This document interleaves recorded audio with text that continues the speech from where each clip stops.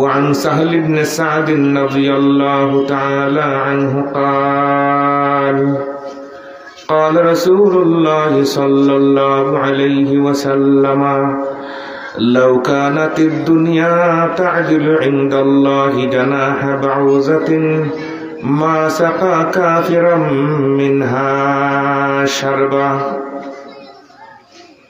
সাল ইবনে সাদ রাদিয়াল্লাহু তাআলা আনহু থেকে বর্ণিত হাদিস। নবীজি সাল্লাল্লাহু আলাইহি ওয়াসাল্লাম বলেন, এই পৃথিবীটা যদি আল্লাহ রাব্বুল আলামিনের কাছে একটা মশার ফরর সমান দামি হইতো, তাহলে কোনো বেঈমানরে আল্লাহ পানি খাওয়াইলা না, ওনে কইলা ওনে আমার নিয়ামত খাওয়াইতাম না, এটা দামি। দুনিয়ায় এখন কোনো দাম নাই, মশার ডাকনা আল্লাহ যেরকম আমরা কাছে কোনো দাম নাই, ঠিক তদ্রূপ ভাবে আল্লাহ পাক রব্বুল আলামিনের কাছে দুনিয়ার দাম নাই। এখানে আর একটা কথা বোঝার মতো আছে। আমরা অনেকে কই দেশ প্রেম, কইনি বড় করে কইনি, মাক বুঝলে ফায়দা হইব। দেশ প্রেম যেটা, এটা ইমানও নাই, এটা ইমানও নাই। দেশ প্রেম হইতে পারে না, ইমান প্রেম দিন প্রেম হইতে পারে। কথা বুঝতে পারছেন? মাঝে মাঝে দেখছি নেটও লেখেন দেশ প্রেম হইয়া, অনেকে লেখক হলে লেখেন মাঝে মাঝে দেশ প্রেম, কিন্তু বুঝেন তো না কিতা দেশ প্রেম। ভারতবর্ষ যখন স্বাধীন হইল, সৈয়দ হোসেন আহমদ মদনী রহমতুল্লাহ তাআলা আলাইহির কাছে জিকাইলা যে আপনারা যে এই ভারতরে ইংরেজদের কাছ থেকে আপনারা খাবুর মধ্যে আনলা, স্বাধীন করলা, আপনার তোর উদ্দেশ্য কিতা? দেশ উদ্দেশ্য না, কি উদ্দেশ্যে আপনারা এই দেশ এখানে স্বাধীন করলাম? হোসেন আহমদ মদনী রহমতুল্লাহ তাআলা আলাইহি ফরমাইলা, দেশ আমরার দরকার নাই, আমরা মানুষের ইমান রে হেফাজত করে রাখতাম, ও উদ্দেশ্যে এই দেশ স্বাধীন করা। কথা বুঝতে পারছেন?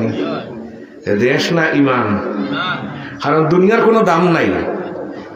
ইমানের দাম কতটুকু বলে, একজন ইমানদারের একটা সেকেন্ডের মূল্য, একজন ইমানদারে একটা শ্বাস ফালায়া তুলে, এই যে সামটাইম অল্প একটা সময়, এই সময়ের দাম আল্লাহর কাছে এই পৃথিবী যদি 1000 বার বেচা যায়, যে দাম হইব এর চেয়ে বেশি দামি। কুল্লুন নাসি ইয়াগদু ফাবাইউন নাফসাহু ফামুআতিকুহা আও মুবিকুহা। দুনিয়াতে একবার আলহামদুলিল্লাহ কোনো মানুষ যদি পাঠ করে, আল্লাহ রাব্বুল আলামিন এই দুনিয়ায় কান আকাশ পাতাল বড়ি আল্লাহ সওয়াব দান করেন। দামি দুনিয়া না মুমিনের ইমান দামি হোক, মুমিনের ইমান দামি না দুনিয়া দামি? ইমান দামি। এর লাগে দুনিয়ার পিছনে কোনো নবীদের মেহনত ছিল না। নবীদের ইতিহাস পড়লে, খোঁজ করলে দেখা যায় কোন নবী দুনিয়ারে সেটেল করার লাগিয়া আর দুনিয়ার বড় বিল্ডিং কথা হবার লাগিয়া, দুনিয়ার রাজত্ব করার লাগিয়া এই দুনিয়ার মধ্যে তারা কি করছেন না, কোনো আন্দোলন করছেন না, মিছিল করছেন না, মিটিং করছেন না, মানুষের কাছে দাওয়াত লইয়া গেছেন না যে আমি এই দেশের মধ্যে ইসলামী হুকুমত কায়েম করতাম, এই জন্য দাওয়াত নাই।